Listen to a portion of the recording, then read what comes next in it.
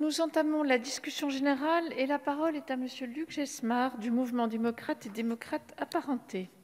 Monsieur le Président, Madame la Ministre, Monsieur le rapporteur, mes chers collègues, nous examinons aujourd'hui le projet de loi habilitant le gouvernement à prendre les mesures relevant du domaine de la loi nécessaires pour assurer la conformité du droit interne aux principes du Code mondial antidopage et renforcer l'efficacité de la lutte contre le dopage.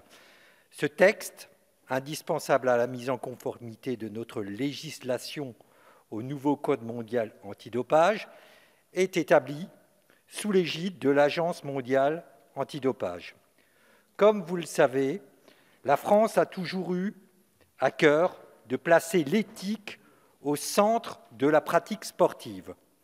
Pour cette raison, notre groupe, Mouvement démocrate et démocrate apparenté, se réjouit de l'arrivée de ce texte auquel nous apportons tout notre assentiment. Il s'agit aujourd'hui de mettre au plus vite le droit français en conformité avec les normes édictées à l'échelle internationale par l'Agence mondiale antidopage. Pour ce faire, le projet de loi habilitera le gouvernement à légiférer par voie d'ordonnance pour mettre en conformité notre droit interne aux nouveaux principes du Code mondial antidopage et aux standards internationaux connexes.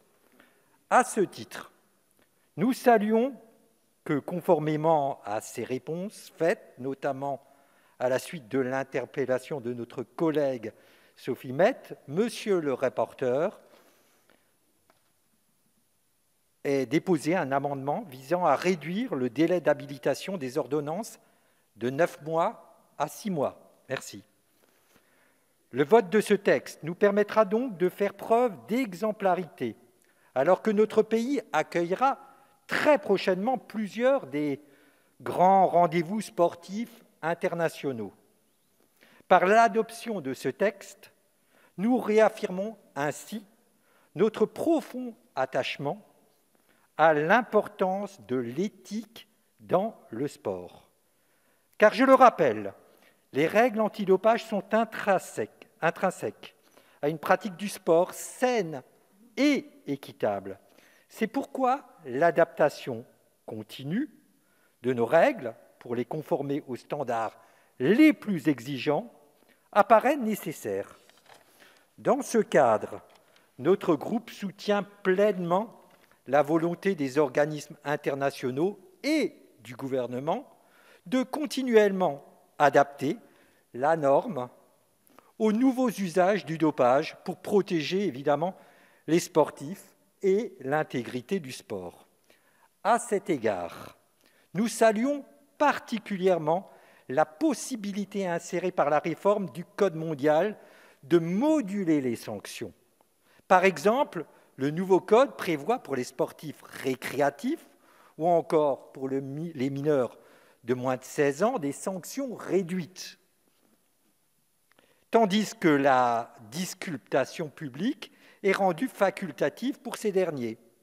Cette mesure, parce qu'elle s'adapte davantage au profil du sportif sanctionné, permettra d'apporter, j'en suis persuadé, plus de justice et d'équité lors des futures procédures. Nous sommes également satisfaits par la place importante que ce texte donne à la prévention et à l'éducation.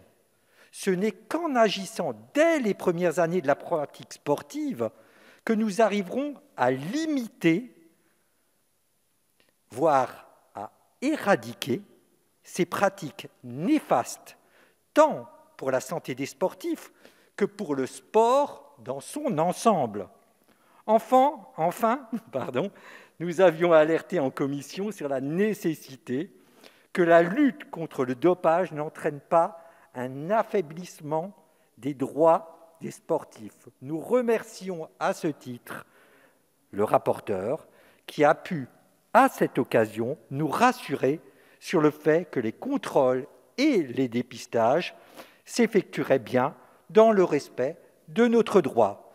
Pour ces raisons, le groupe Mouvement démocrate et démocrate apparentés votera bien sûr en faveur de ce texte. Merci. Merci, monsieur le député.